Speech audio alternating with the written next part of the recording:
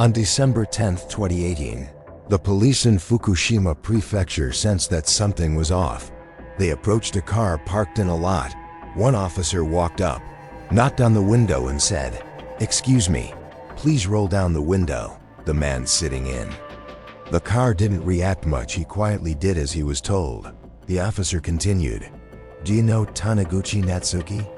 So where is she now?" At that moment, the man said nothing. He simply remained silent, then slowly raised his hand and pointed to the back of the car, on the back seat. A blanket was covering someone lying down. The police quickly opened the car door and lifted the blanket, and they froze. Beneath it was the body of a woman. She had been dead for at least a week. What had happened? Why had that man stayed beside a dead person for 7 whole days, in such a small, cramped car? Taniguchi Natsuki, 20 years old, was born and raised in Nakano Ward, Tokyo. You probably know Nakano. The north side is always bustling and lively, home to famous spots like the Nakano Complex, a paradise for manga and anime fans. In contrast, the south side has a completely different vibe, quieter and more laid back, with gentle slopes like Ranzaka, charming little eateries, and a lifestyle that's diverse and full of character. Growing up in a place like that, surrounded by the full love of her parents, Natsuki had always been a gentle, pure-hearted, and thoughtful girl. As she got older, Natsuki began to show even more of her energetic and capable nature. Everyone who worked with her agreed. She had a natural talent for leadership and could handle situations with impressive speed and sharpness. After graduating from high school in her hometown, Natsuki chose to attend a vocational college in Tokyo, something that matched her personal interests. Since the school was far from home, she moved into a dormitory in the Nerima area, beginning her college life with passion and enthusiasm. She studied diligently, constantly exploring new things, and even set goals to earn multiple certifications. A girl with such ambition and a clear sense of direction, it's no wonder everyone adored her. Natsuki wasn't just a dedicated student, she was also highly independent. Like many other driven college students, she took on part-time jobs to help cover her living expenses. Her days were busy, but full of joy. Natsuki felt genuinely happy. Everything was falling into place, just the way she had planned. And yet, just as she was excitedly getting ready to return home to Nakano for her coming-of-age ceremony, a significant event in Japan for those who have just turned 20, she suddenly disappeared. On December 6, 2018, Natsuki's family received a phone call from the vocational college she was attending. The voice on the other end asked, "Excuse me, am I speaking with Natsuki's mother? We're calling because she hasn't shown up to class since November 29th. Does the family know what might have happened?" The family was shocked. They immediately tried calling Natsuki, but although the phone kept ringing, no one picked up. The next day, December 7th, Natsuki's father, overwhelmed with worry, went straight to her dormitory in the Nerima area of Tokyo. As soon as he arrived, he noticed that the door to her room was locked. With the help of the authorities, the door was opened. He stepped inside, and immediately, a strong metallic smell hit his nose. It was unmistakable, the sharp, distinct scent of blood. Looking around, he saw clear bloodstains on the bedsheet, on the pillow. But his daughter was nowhere to be found. What shocked him most, though, was a sheet of A4 paper left in the room. On it was a chilling message, as if someone was hinting that his daughter had been assaulted. Without wasting a single second, he called the police. As soon as they received the report, the police realized this was a serious case and immediately launched an investigation. They began by reviewing footage from security cameras in the area surrounding the dormitory. And then a crucial detail came to light.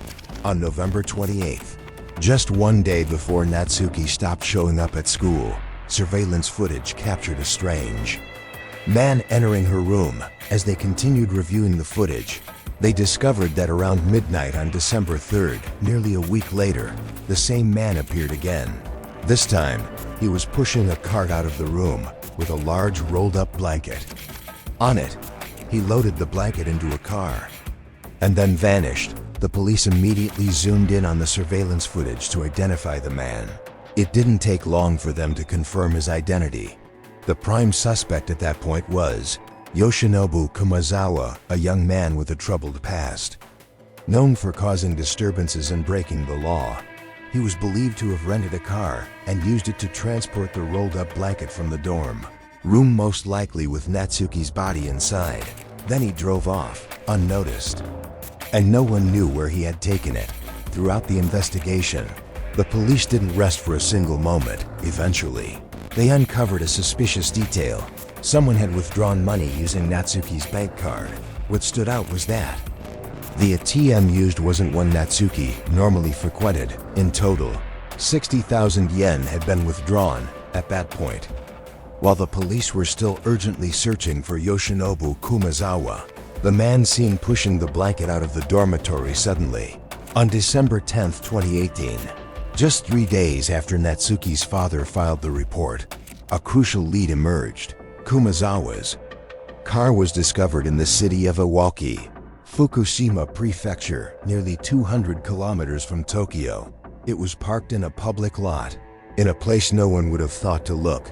The police quietly approached to inspect it, and then the whole truth was laid bare. Inside the car, Natsuki was lying there, covered with a blanket, but her body was cold. Kumazawa sat nearby, offering no resistance. He calmly confessed to everything. Through the investigation, police uncovered more details about Yoshinobu Kumazawa. He was 27 years old and born in the very city of Iwaki, where the car had been found. From a young age, Kumazawa had a reputation for trouble in the neighborhood. Whenever something went wrong, fights, mischief, or disturbances, his name was almost always involved. As he grew older, Kumazawa didn't change much. He was in and out of police stations so often that people eventually lost track of what he was being brought in for. After finishing high school, he enrolled in a vocational school for hairdressing, but dropped out after a while. Then somehow he made a shift into working as an event MC. At first glance, it might have seemed like things were turning around, but in reality, nothing had changed. Kumazawa continued to cause trouble, and at one point, he even assaulted his girlfriend and was fined a hefty 1 million yen, and that wasn't all. At his new job, instead of earning money, Kumazawa ended up sinking deeper into debt.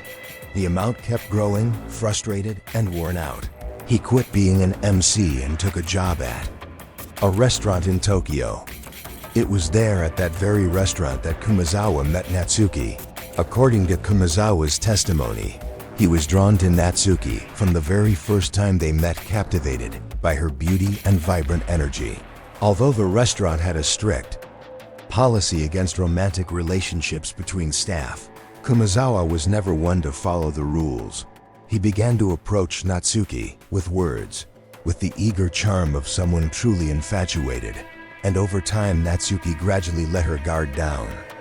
The two eventually started dating. After some time together, the relationship between Natsuki and Kumazawa seemed to grow deeper. Eventually, they decided to move in together at Natsuki's dormitory in Nerima Ward, Tokyo. But then, things began to unravel.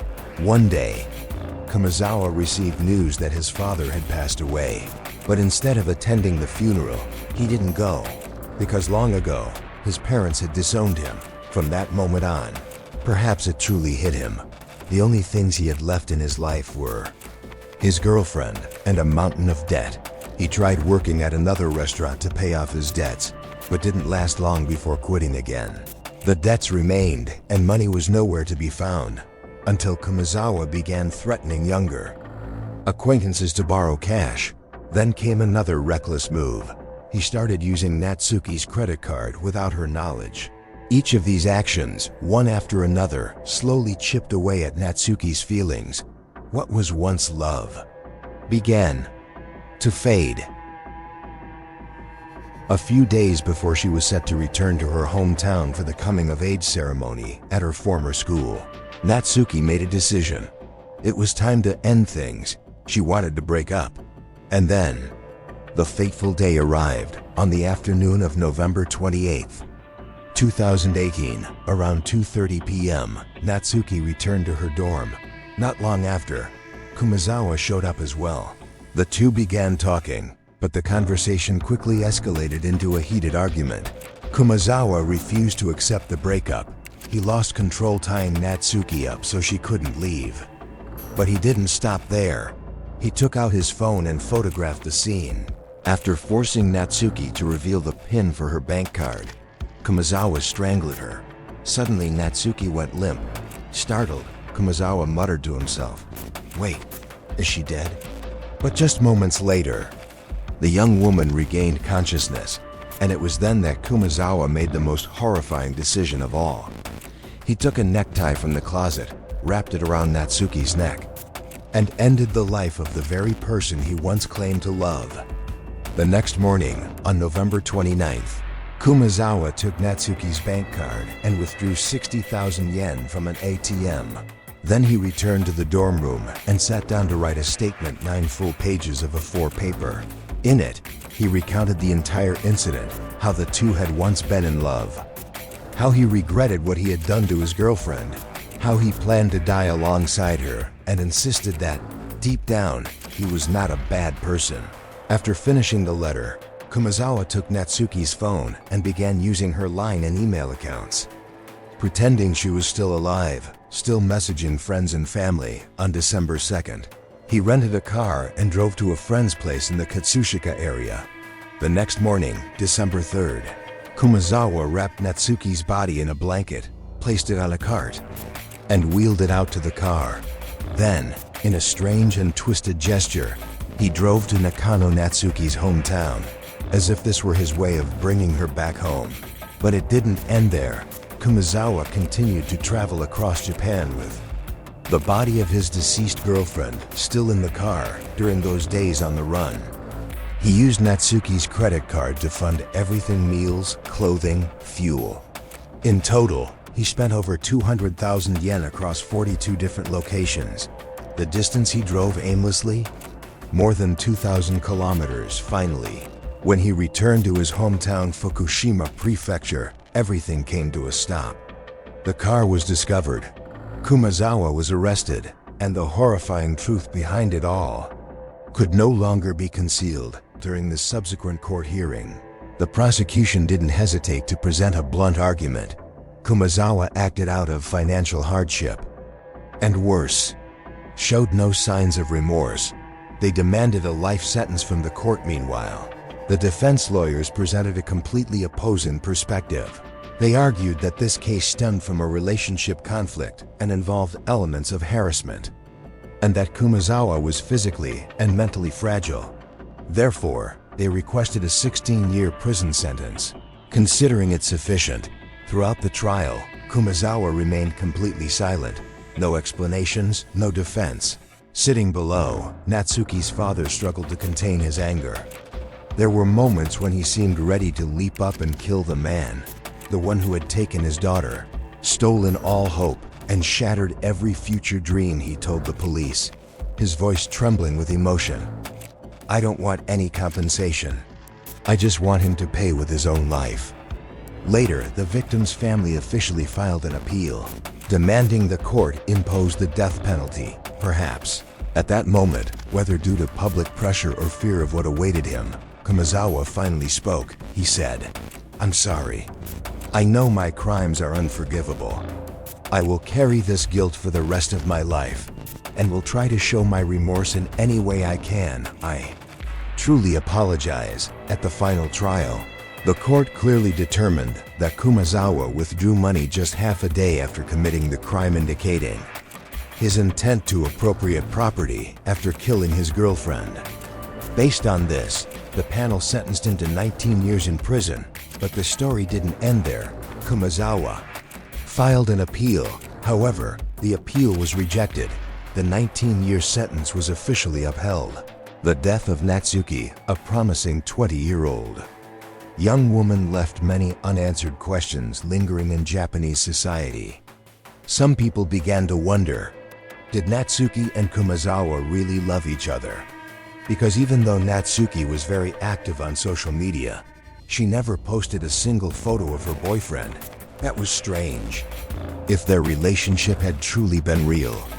And it's understandable someone like Kumazawa, unemployed, deeply in debt, and troubled since childhood, clearly wasn't the kind of person a smart, beautiful girl like Natsuki would want to make public, no matter what. At age 40, Kumazawa will be released back into society. But what he took away wasn't just a life, it was an entire future, buried forever. Today's video ends here. Thank you all for watching until the very end. See you in the next videos. Goodbye.